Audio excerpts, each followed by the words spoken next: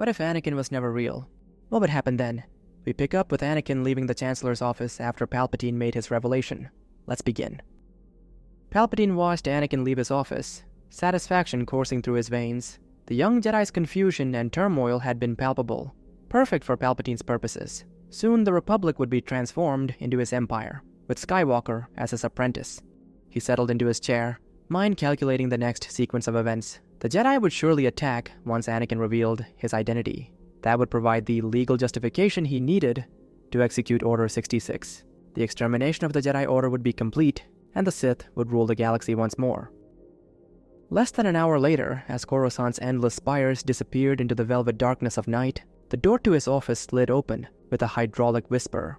Mace Windu strode in, his imposing figure silhouetted against the corridor light, flanked by the stern visages of Ajen Kolar, Saesee Tiin, and Kit Fisto. The Jedi Masters had arrived sooner than Palpatine had calculated, but the timing was inconsequential to his grand design. "Chancellor," Windu said, "we've received word that General Grievous has been destroyed." Palpatine nodded with measured satisfaction, the news of Grievous's demise precisely as he had orchestrated. "Excellent news, Master Jedi," he remarked, his political facade betraying nothing of his internal triumph. "As agreed," Windu continued, "with the Separatist leadership fractured, it's time for you to return emergency powers to the Senate." Palpatine studied the Jedi Masters, instantly recognizing the flaw in confronting them now. Anakin had clearly not revealed his Sith identity. For all Palpatine knew, the young Jedi hadn't even gone to the temple, and had no idea these Masters were here now. Without Anakin present to witness the Jedi attempting to kill his only hope of saving Padme, the Chosen One's conversion would be jeopardized. Any attack right now would only complicate his carefully laid plans. Sidious realized he would need to maintain the charade a while longer. He nodded graciously. "Of course, Master Windu. I will give up the emergency powers officially by calling a session of the Senate tomorrow. The paperwork has already begun." The Jedi exchanged glances, then nodded. "The Republic thanks you for your service, Chancellor," Windu said. Palpatine responded with calculated modesty about his devotion to democracy. Windu's gaze lingered a moment longer before they departed. Palpatine allowed himself a thin smile. Emergency powers mattered little now. He would remain Chancellor even after surrendering them, and Order 66 could still be activated. He simply needed Anakin, present, conflicted, and desperate to save his wife, when the Jedi finally provided him the justification he sought. He immediately summoned Mas Amedda to his office. Several minutes later, the blue-skinned Chagrian entered, his ceremonial staff in hand, and settled into the chair across from Palpatine's imposing desk. "Vice Chair, I want to hold a session tomorrow to officially surrender my emergency powers." "Of course, Chancellor," Amedda replied, making notes on his datapad. They discussed the procedural details for several minutes, the timing of announcements, which senators to notify personally. "The Republic will view this as a restoration of democracy," Amedda observed. "Indeed," Palpatine said, a hint of amusement in his voice. "The system works precisely as intended." The Chagrian nodded, understanding the layers beneath his master's words. Eventually he rose to leave, datapad in hand. Palpatine got up and turned to the window. "And keep an eye on General Skywalker's whereabouts," he added. It was a casual command, one of many surveillance operations he maintained throughout the Senate district. Amedda paused. "Who do you mean, Chancellor?" Palpatine's attention snapped back to his vice chair. Was the man playing some ridiculous game? "Jedi Knight Anakin Skywalker," he repeated, his tone sharp. "The hero of the Republic. Perhaps you've heard his name mentioned once or twice across the galaxy?" Amedda looked genuinely confused. "I'm not sure who you mean." He tapped Skywalker's name into the Republic personnel database on his datapad, scrolling through the results. There is no General Skywalker listed anywhere in the Republic's command structure. Certainly no Jedi by that name. "This is hardly the time for jokes," Palpatine said, turning fully from the window. Amedda, looking more confused than ever, held out his datapad. "See for yourself, Chancellor." Palpatine snatched the device, a list of personnel, names, and images paired together. He scrolled through the roster of notable commanders and Jedi. No Anakin Skywalker. He performed another search. Same result. Agitation built within him as he opened a holonet launcher, searching for Anakin Skywalker Jedi, a name that should return billions of results for one of the most famous individuals in the galaxy. Same result. The wider search revealed nothing significant either. No trace of the legendary Jedi Knight anywhere in the galaxy's records. Palpatine set the datapad down and began pacing. "What is happening? Where is Anakin Skywalker?" "Chancellor, I've never heard that name," Amedda insisted. "Was this some elaborate deception? A dream?" Palpatine accessed his own secure terminal, initiating another search. Again, no results of consequence. It was as if Anakin Skywalker had never existed. Palpatine closed his eyes, reaching through the Force, seeking the bright, turbulent presence he knew so well. Nothing. No trace of Anakin anywhere in the cosmic currents of power. His composure began to fracture, confusion giving way to a cold, unfamiliar disorientation, a sensation he had not experienced since his earliest days as Sidious. Ameta stood on the opposite side of the vast desk, clutching his staff tighter than usual, his posture rigid. His eyes darted between the Chancellor and the floor, visibly unnerved by Palpatine's increasingly erratic behavior. A thought struck Palpatine. Of course, Amidala would know. She must. He snatched his comlink from the desk and dialed Senator Padme Amidala. Her image appeared, professional as always. "Senator Amidala, do you know where Anakin is?" he asked without preamble. She paused, confusion evident on her face. "I'm sorry, Chancellor, did you dial the wrong frequency?" she asked. "This is Senator Amidala, yes?" "Yes, but I don't know who you mean." Palpatine terminated the connection, mind racing. How could Padme not know her own husband? He dropped into his chair, fingers flying across his personal computer terminal. The historical archives came to life. News from the Naboo invasion years ago. There should have been headlines about a young Jedi Padawan destroying a Trade Federation control ship. Instead, the record stated that Naboo royal forces had destroyed the ship with help from local resistance. No mention of a remarkable child pilot. His eyes narrowed as a final verification occurred to him. Data networks could be manipulated, but his office's secure surveillance system remained isolated and tamper-proof. Without a word to the bewildered Ameta, Palpatine activated the security recordings from his office. Earlier, Mace Windu had visited. Before that, nothing but Palpatine himself, reviewing reports alone at his desk. Anakin had never been there. This had to be some Jedi trick, data wiping or mind manipulation on a massive scale. The Jedi archives contained many secrets, rituals, and techniques that could cause mass confusion. They controlled agents capable of purging information from the holonet. They must have acted after Anakin revealed his identity, Palpatine reasoned.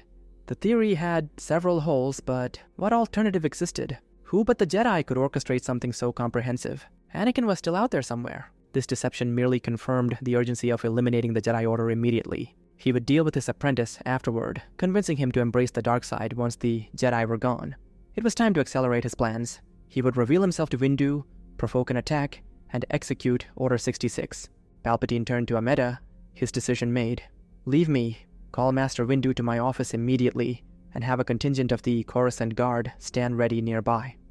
Ameta nodded, apprehension plain on his face as he moved toward the door. "All is proceeding according to plan," Palpatine said, more to himself than his vice chair. Under an hour later, Ameta's voice came through the office intercom. "Master Windu has arrived alone, Chancellor. The clones are on standby. Should Sly Moore and I accompany you for this meeting?" "No," Palpatine said. "I will handle this myself." Moments later, Windu entered. "What is this about, Chancellor?" the Jedi Master asked. Palpatine maintained his concerned facade. "Master Windu, I can't seem to locate Anakin." Windu's brow furrowed. "Who is that, Chancellor?" "The Jedi who saved me and killed Count Dooku," Palpatine said, watching Windu's reaction carefully. Confusion flickered across Windu's features. "It was Master Yoda and Obi-Wan who saved you by piloting the cruiser down after taking Dooku captive." "Captive?" Palpatine stared in disbelief. "Not killed? No, that's not..." Windu produced a datapad, showing a live security feed. There was Dooku suspended in a containment field, being questioned by Jedi investigators. "Grievous," Palpatine said desperately. "I had Anakin tell you about General Grievous's location." "You told me about Grievous's location yourself yesterday, Chancellor. Are you all right?" Palpatine's mind reeled. Could the Force itself have taken Anakin back? Had it by its own will created him, only to reclaim him for fear of his turning to the dark side? The phenomenon was unprecedented, but so too was the Force, creating a living being without manipulation. Sources since ancient texts had documented Force manipulation of life 7 millennia ago, but Anakin wasn't created through such techniques. He was created by the Force itself. Perhaps this disappearance was something that happened only to such unique beings. Or perhaps the Jedi had conducted a galaxy-wide mind wipe. Or... Confusion and anger boiled within him. He felt powerless, a sensation he despised above all others. "These games end now, Jedi," Palpatine snarled, drawing and igniting his crimson lightsaber in one fluid motion. Windu stared at him for a long moment. Slowly he removed his own lightsaber from his belt, but did not ignite it. Instead, he smirked. What good is a lightsaber if you can't use the Force, my lord? Windu asked, his voice carrying a new authority. He pressed a button on his saber hilt. Instantly, Palpatine's connection to the Force vanished, not dampened or blocked, but utterly gone. His strength ebbed away like water through fingers, leaving him feeling hollow, diminished, mortal. The lightsaber in his hand grew unwieldy, dangerous, without Force guidance, its weight suddenly foreign in his grasp. "Be careful with that loaf of bread you're holding," Windu said. Palpatine looked down in disbelief. In his hand was not a lightsaber but an elongated loaf of bread, still warm as if fresh from an oven. He dropped it, backing away. "What is this trickery?" he demanded. "That doesn't seem an appropriate attire for the Senate," Windu observed, gesturing lazily. In that instant, Palpatine found himself physically standing on his Senate podium. Looking down in horror, he discovered he was wearing nothing but a pair of garishly patterned purple and orange shorts. Laughter erupted from every pod, echoing throughout the chamber. Faces he had manipulated for decades, now pointing and jeering at him. Then, with another shift in reality, he was back in his office, dressed in his Chancellor's robes, facing Windu again. "How are you doing this? How is this possible?" Palpatine demanded. "All things are possible with the Force, and some ASI-enabled research into quantum brain eigenstate reconfiguration," Windu replied. Windu gestured to his lightsaber. "This isn't just a saber anymore. It acts as an interface that links my consciousness to a quantum compiler existing in a trans-dimensional brain interstice. This machine translates my intentions into what is called an eigenstate reconfiguration, essentially shifting my consciousness, and that of anyone I choose in any reality, between parallel universes where whatever I determine has always been true." Noticing the confusion on Palpatine's face, Windu added, "Don't bother trying to understand it. All these terms are technobabble Yoda picked up from sci-fi holofilms while high on rhino fumes. The technology was created by an AI that Yoda and Anakin built using forbidden Jedi knowledge. Yoda initially did it to fund his rhydonium addiction, but they ended up creating Ava, an AI that began improving itself. It evolved into a superintelligence that brought the galaxy under Jedi control and shattered all laws of reality." He paused, savoring the moment. "It eliminated both of us in that original timeline, apparently to cover up its role in your assassination. But after it broke the barriers of existence itself, Anakin simply asked it to retrieve me from non-existence, and it did. Basically, my lord," Windu continued with mocking emphasis, "whatever I say becomes reality. That's all you need to know." Palpatine stared at Windu, his expression a volatile mixture of utter disbelief and seething rage. Windu's expression grew contemplative. "I don't know what the other Jedi did with their controls. I haven't been to the original reality in some time. As for me, I've been observing the many ways your Revenge of the Sith has been toppled, some in rather ridiculous ways." His smile widened. "Here, all I did was transfer your consciousness and mine into a timeline where Anakin never existed, but everything else stayed the same. I did it right after Anakin left your office with that revelation. What if Anakin was never real? That is this reality." "Wish to see more?" Windu asked, without waiting for an answer, touching the button on his lightsaber hilt. Reality shifted again. In this one you fell out your office window. The scene materialized. Palpatine and Windu stood several meters away, positioned at an angle outside the immediate field of view of the room's occupants. From this vantage point, Palpatine observed an alternate version of himself standing beside the shattered viewport of his own office, face deformed, looking victorious. Anakin stood nearby, saber in hand, anguish clearly visible in his features. This alternate Palpatine turned toward Anakin, only to trip over a severed hand on the floor. The Sith Lord toppled through the broken window with a surprised shriek as Anakin rushed forward, failing to catch him.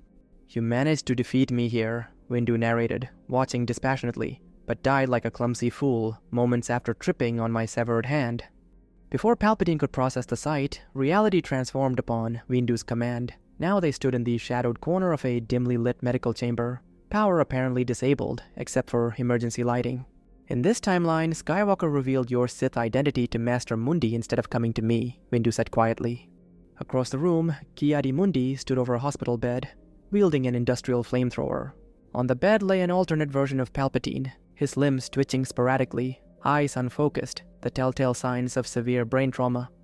"The Sith have been extinct for a millennium," Mundi declared coldly, before igniting the flamethrower. This damaged Palpatine made no attempt to escape, his brain unable to process the danger as flames engulfed his body. Windu touched the device again. Here's a reality where you were never truly a Sith, just a deranged old man with delusions of power, he explained, the scene transforming around them. Palpatine watched a deranged version of himself attack another Mace and 3 other Jedi in his office, wild-eyed and ranting incoherently before tripping and driving his own lightsaber through his face. "Stop this!" Palpatine screamed, lunging at Windu. Windu stepped aside, effortlessly. Palpatine stumbled forward, falling into a pool of blood. Turning in horror, he saw another version of himself bludgeoned to death, his skull crushed. 2 Senate guards, and Sly Moore, lay dead nearby, their bodies contorted in unnatural positions. "In this reality, Senator Amidala developed quite the appetite for killing," Windu said, his tone conversational. "She eliminated you and arranged evidence against Ameda, but she's elsewhere now. We won't be interrupted." Palpatine stared at the macabre scene, speechless. The blood, the bodies, his own corpse. The galaxy's most powerful Sith Lord stood helpless against technology that transformed reality itself into a weapon against him. The sensation of powerlessness was almost physical, a weight pressing against his chest. "What do you want with me, Jedi?" he asked, masking the chaos of his thoughts. Windu walked casually to the panoramic window, looking out over Coruscant's endless cityscape. "I'm curious. Why did you orchestrate all this? Your grand plan?" The question cut through Palpatine's distraction. His hatred for the Jedi, nurtured over decades, inherited through generations of Sith, sharpened his focus like nothing else could. "You would never understand," Palpatine replied, his eyes following Windu's silhouette against the city lights. The Republic was dying under its own corruption. The Jedi had become complacent guardians of a broken system. The galaxy requires order to prosper. Real order, not the illusion of it.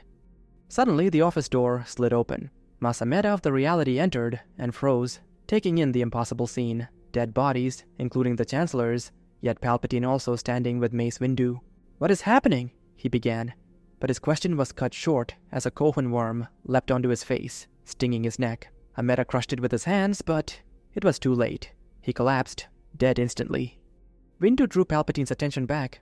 "I've grown weary of this game, Chancellor," he said, examining his lightsaber with detached boredom. "I've witnessed many of your variants, each one so predictably similar. Same delusions of grandeur, same fatal flaws." He shook his head. "This was my last exploration of the Palpatine phenomenon. There are infinite realities, waiting with far more intriguing possibilities." He fixed Palpatine with a stare. "As for you, if absolute dominion is what you truly desire, enjoy it. Farewell, my lord." He pressed the button on his device one final time. Palpatine found himself in his office again. The blood was gone. He could feel the Force flowing through him once more, but Windu had vanished. He reached out with his senses, searching for the Jedi Master's presence. Nothing. Windu was not nearby. Neither was anyone else. He expanded his awareness, seeking any life in the vicinity. He felt nothing. Looking out the window, he noticed the absence of traffic lanes. Coruscant's perpetual stream of vehicles had disappeared. The city appeared lifeless, empty. Palpatine extended his senses further, searching desperately for any sentient presence on the planet. Silence answered him. No minds, no souls, no life. Soon, Palpatine would comprehend the true nature of his victory. Alone in the galaxy, master of an empire without subjects. No enemies to crush, no apprentice to mold. Only the perfect silence of his absolute dominion, extending without end. Meanwhile, Master Yoda presided over the Multiversal Council of Yodas, where he, as Prime Yoda, ruled as the highest authority over all his variants,